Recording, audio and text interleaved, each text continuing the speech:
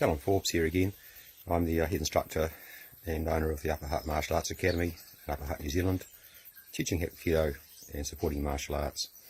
During this lockdown period, I thought it'd be important just to record a few videos on a bit of just Hapkido history in New Zealand, just to have it documented, because there's not many of us around who originally trained by Grandmaster Lee back in the early 80s and mid 80s, and a lot of knowledge that he passed on to us, just generic knowledge about Hapkido in general and our style of Hapkido, which hasn't been passed on to our students or to even club instructors who have been trained by maybe a student or a secondary student of Master Lee. So there's a lot of stuff out in New Zealand Hapkido which most students aren't really aware of.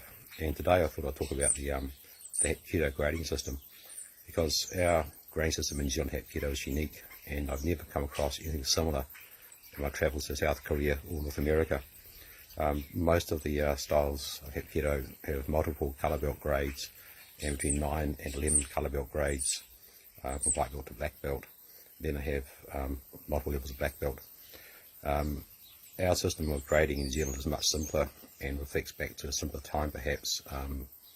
Grandmaster Lee came to New Zealand in 1976, and he brought with him a simple four colour belt grading system. We have white belt, blue belt, red belt and black belt. Yellow belt I'll cover later, but originally it was just those four colours. And those four colours were based on the colours of the Korean flag. You have white, you have the yin yang symbol, the red and the blue, and the four trigons in black on the outer corners of the flag. And I believe that our belt system colours are deliberately chosen from the Korean flag.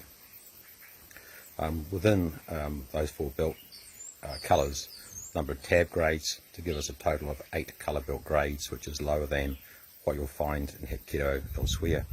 I suspect that 8 is chosen because 8 is a lucky number in most Asian cultures.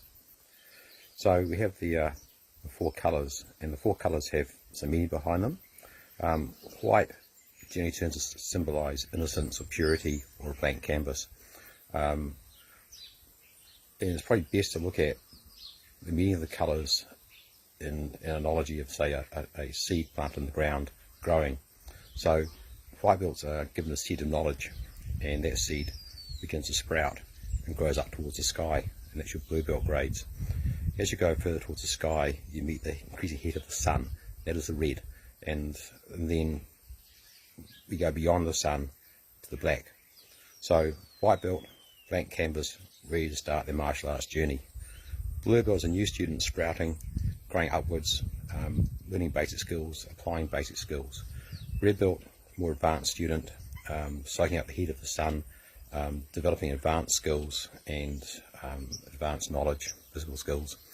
And then finally black belt, where the black belt seeks knowledge beyond the sun as they strive out on their own journey in the martial arts and try and create their own personal interpretation of Hapkido.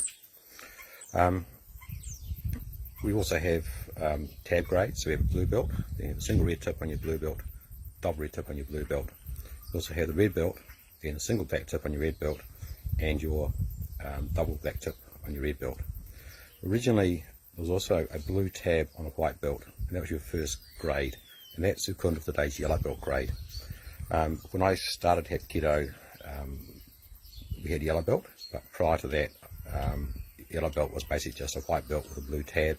At some point in time before I started training, it was replaced by a yellow belt, and the yellow could symbolise the sun shining down on the blank canvas of the white belt and to generate that seed of knowledge.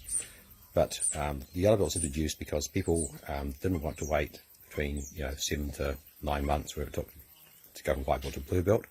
People wanted a sense of achievement, so the yellow belt was introduced probably in late 1970s to replace the white belt with a blue tab. So that's the basis of the 8 grade colour belt system and the meaning behind the belt colours. Beyond black belt, we have the dan grades. Now, in New Zealand Hapkido, we are fairly unique in that a 4th dan black belt is recognised as a Hapkido master. Overseas, 5th dan black belt is typically typically a requirement for you to be called a Hapkido master. So in New Zealand, 4th dan is a master. Overseas, typically 5th dan is a master. And in these overseas systems, a 4th dan is an instructor. and 8th Dan is Grandmaster. Typically in New Zealand we don't have many people who have gone beyond 1st or 2nd Dan. We don't tend to have that sort of hunger to collect Dan grades, as you probably see in North America, for example, USA in particular. That's because New Zealand's a pretty egalitarian society. We don't really have much of a hierarchical structure or command structure, whatever you call it, in our clubs. I tend to be pretty, try to be as flat structure as I can in my own club. If you're a student, we're all students, whether you're white belt or whether you're me, we're all students on the same journey. So I tend to, treat my white belts as, even my white and new students, I treat them as my colleagues, because I learn from them and they learn from me. So my approach to, Dan grades is really more of a measure of your own self-improvement within your art, and not a way to, exert authority over people. So in New Zealand, not many people have gone beyond 4th Dan. I think only 4 of us have got to 4th Dan or beyond. Took me 20 years. I think it's taken the other guys also mostly 20 years or longer.